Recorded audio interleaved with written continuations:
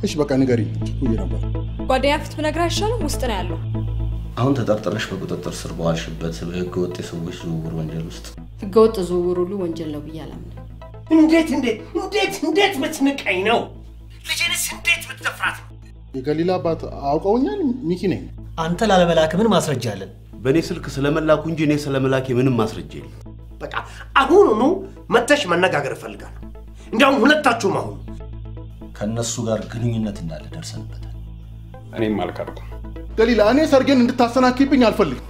እኔ ሰርገን አላበላሽውብህም ማስረጃ ለማግኘት መቼም ሁሉ ጊዜ ደንብ ልብስ ለብሰህ ፖሊስ ነኝ ይያልክ መለዮ ያሳየ የምትሄድበት ጊዜ አይደለም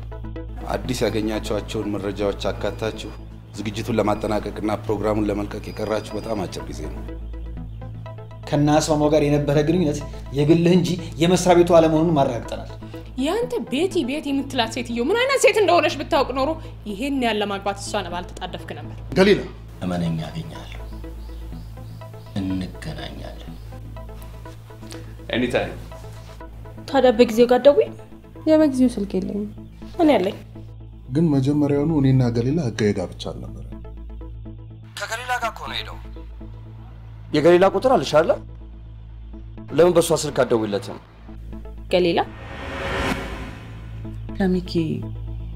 አርግዤ ነበር ብለሻል ነበርም ገሊላ